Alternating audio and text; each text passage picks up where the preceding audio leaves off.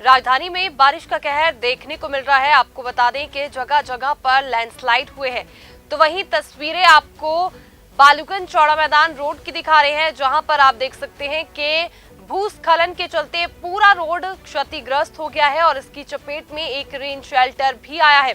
इससे पहले आपको बता दें कि क्रॉसिंग पर जो है वो सारा मलबा आ गया था और इस रोड को भी आवाजाही के लिए बंद कर दिया गया था। तो वहीं अब जब भूस्खलन चौड़ा मैदान बालूगंज रोड पर हुआ है तो इस मार्ग को भी बंद कर दिया गया है और वाहनों को डाइवर्ट कर दिया गया है। साथ ही आपको बता दें कि भूस्खलन के चलते लोगों को भी काफी ज्यादा दिक्कतों का सामना करना पड़ रहा है। तो वहीं लोगों ने इसके लिए प्रशासन की लापरवाही और पानी का रिसाव कारण बताया है। आयात चक्कर होकर जाना पड़ रहा है। साथ ही मार्ग टूट जाने के कारण अब दुकानदारी भी प्रभावित हो रही है।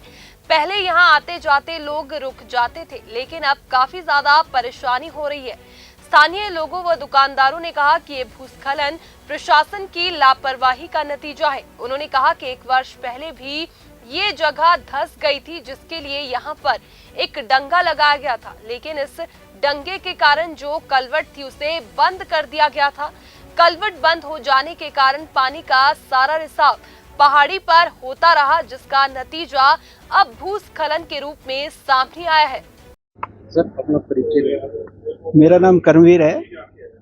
मैं दुकानदारी का पेशा करता हूँ।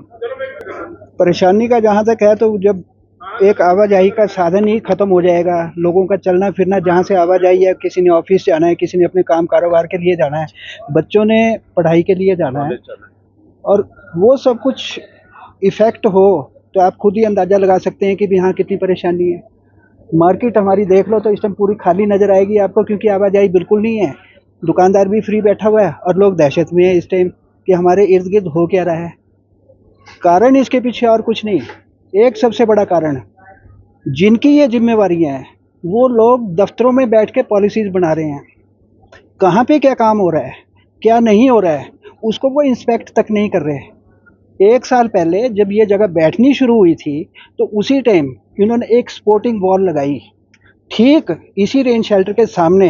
आप अगर नोट करें तो उसके सामने जो ड्रेन है उसी में एक कलवेट है। कलवेट भी क्या कि जो जहाँ से पानी का निकास नीचे को होता था, और उसी के मुख जहाँ पे वो खुलता था, जंगल में वो पानी जा रहा था, वहीं पे उन्होंने डंगा दे दिया और उसका मुख ही बंद कर दिया। बारिश हुई, पानी आता रहा, नालियाँ ब्लॉक हैं और वो सारा पानी वहाँ पे रुका और वो सारे की सीपेज जो है वो उस कलवेट के अंदर हुई और वो सारा पहाड़ी के अंदर रिसा। जब वो ठेकेदार वहाँ पे काम कर रहे थे, डिपार्टमेंट वहाँ पे काम कर रहे थे, वहाँ के सुपरवाइज़र, जेई, एसटीओ, एक्सिन क्या कर रहे थे, दफ्तरों में बैठ के ही सिर्फ कागजी कार्रवाइयाँ कर रहे थे।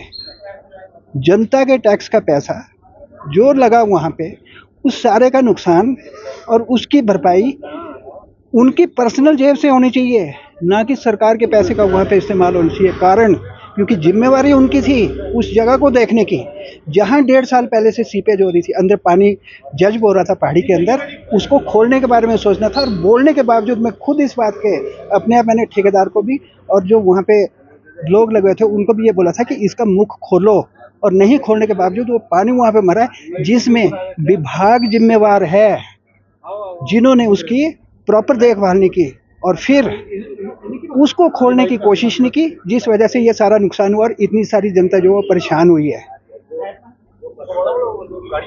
मेरा नाम राजेश कुमार सूद है। मैं बालूगंज में दुकान करता हूँ। जो ये सर, ये सर्कुलर जो रोड, व्यापार मंडल बालूगंज का चेयरमैन हूँ और गोपाल मंदिर सभा का उप प्रधान हूँ।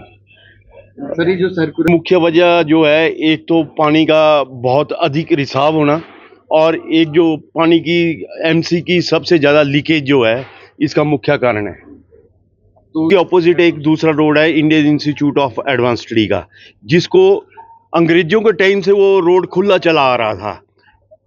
चंद 1 साल से ही 2-3 अफसर ऐसे आए जिन्होंने ये रोड बंद कर दिया है, और वहाँ से जनता को तक जाने नहीं देते। आज की इस दोनों रोड को बंद होने से ये समस्या हो गई है कि कम से कम वो पैदल जो जनता है वो चली जाए, और एम्बुलेंस 2 जो गाड़ियां हैं उनको लिए ये रोड खोल दिया जाए। ये डीसी साहब और एसपी साहब से गुजारिश है कि वो इनके अफसरों को बोले, सीपीडब्ल्यूडी के, और इस रोड को खुलवाएं।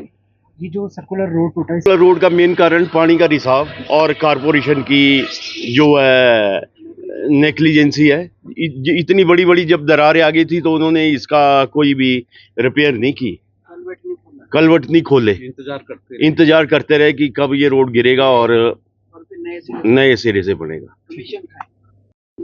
हाँ जी, मेरा नाम सतीश गुप्ता, मैं retired excise and taxation officer Baluganj निवासी हूँ। देखो जी, जो ये नीचे दोनों रोड हुए, ये तो एक तो यहाँ पर मेंटेनेंस की कमी रही है हमेशा, और कोई मतलब ऊपर से मेंटेनेंस होती थी और बाकी कोई मेंटेनेंस इसकी कंप्लीट नहीं हुई, और इसलिए बालूगंज बाजार का तो अब तो आप देख रहे हैं कि दोनों तरफ से बंद हो गया। एक ऊपर रोड है हमारे एडवांस स्टडी वाला, इन्होंने अब ना जाने कौन सा इनका कानून है, क्या कर रहे हैं, इन्होंने उपला रोड बंद कर दिया है, और जबकि वहाँ पर कोई कंस्ट्रक्शन नहीं हुई, कुछ नहीं। पहले तो इन्होंने बोला जी बंद हो, मेंटेनेंस हो रही, बंद कर दी।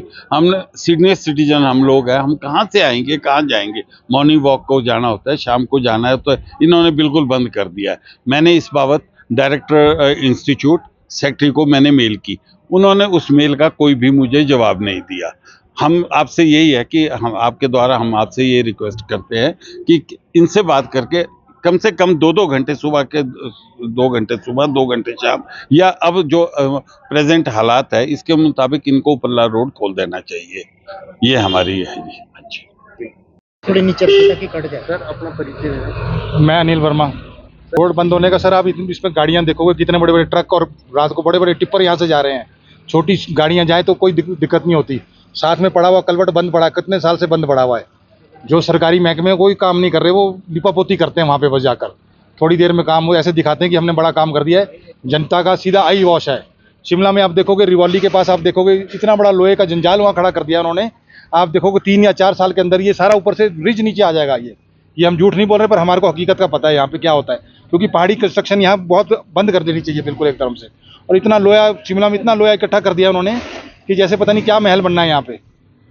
तो इससे बड़ी दिक्कत आ रही है, हर जनता को दिक्कत आ रही है इससे। कारण तो सर वो जो कलवट पड़ा है ना, वो बंद देखो, उसको आप देखो, उसका पानी सारा वहाँ ठहरा।